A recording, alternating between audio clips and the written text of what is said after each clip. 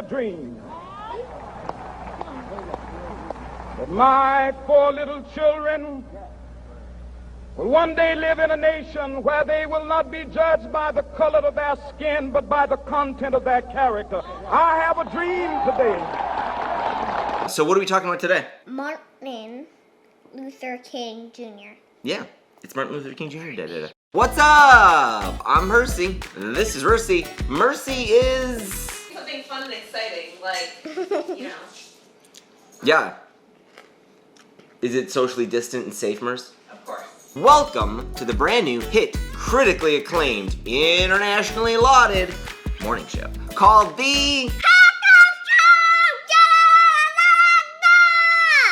where every day we upload a short little video that's hopefully something interesting, inspiring, motivating, educating, and a little distracting. Half caffeinated. It's a math joke. Today is January 18th, and it's Martin Luther King Jr. Day. One day right there in Alabama, little black boys and black girls will be able to join hands with little white boys and white girls as sisters and brothers. I have a dream today.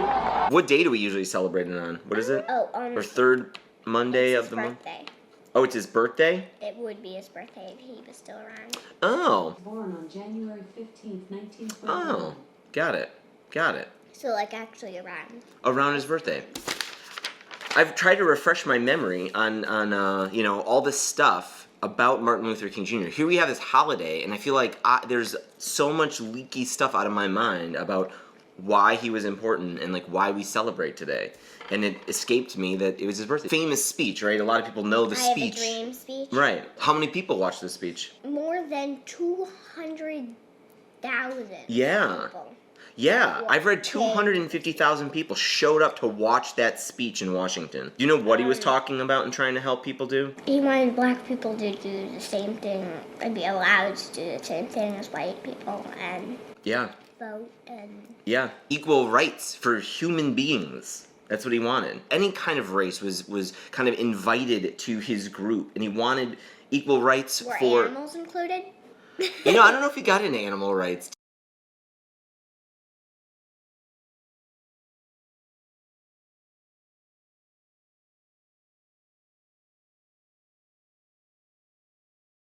Do you know anything about the buses? Buses used to, in many cities, many states in the United States, would still segregate people. So black people were forced to sit in the back of the bus, which is awful, right? You know, today that seems so strange, but this was still going on in the 1950s. Nana and Grandpa were actually alive then. Yeah. Someone named Rosa Parks refused to go to the black people section. She sat in the white people section, and she wouldn't move. And she was arrested. And that triggered a lot of attention on this problem. A spokesperson of a movement named Martin Luther King Jr. So he helped organize and was a spokesperson for the Montgomery bus boycott. They organized carpools. Black taxi cab drivers started giving people fares that were the same as bus tokens or bus rides, so that black people could still afford to commute to where they had to go, their jobs, their appointments. Put a huge dent in the bus industry in Montgomery, Alabama. If 75% of its riders stopped riding it. That was one of his big things that kind of brought him to attention. Thing that all of us, especially today, can take from this is what he tried to organize was a non-violent protest. One of his big inspirations was Gandhi. Gandhi was doing this stuff in India. Non-violent protests. You don't agree with somebody, but you're not going to commit violence against them. But he did get arrested nearly 30 times. Yeah.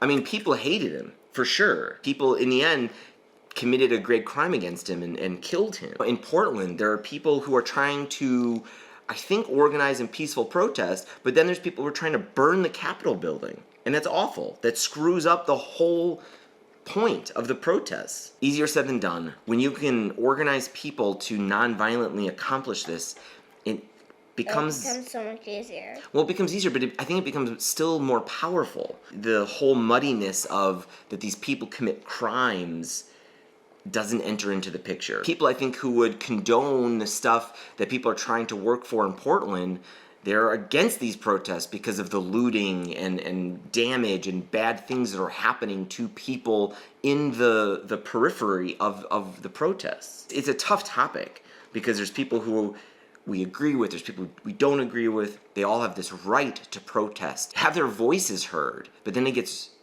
really screwed up when violent acts are committed during it. Martin Luther King was a great leader who tried to help organize people and show them the power of non-violent protests. It's not a day for relaxation, it's a day for action, right? It's a day for kind of trying to see what you can do to help out some causes that you believe are important in a non-violent way, but what can you do to help some of these things? You know what it's time for? The joke of the day, also known as the Cooper Pony Percolator. Except she's really a doll, but she's really a pony. Wait, what? Immerse. Going through the history of Martin Luther King Jr., you know what I found out? That he would get A's in math. Do you know why he was so good at math? No. He was good at finding solutions to inequalities, and I do not get that joke.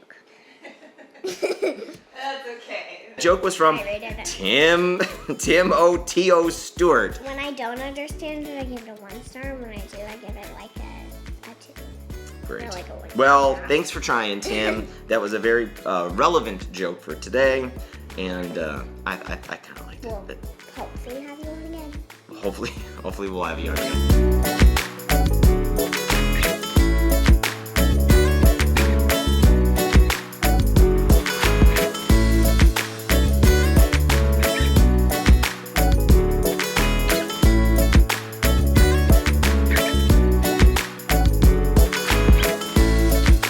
Thank you so much for watching these videos. Bye.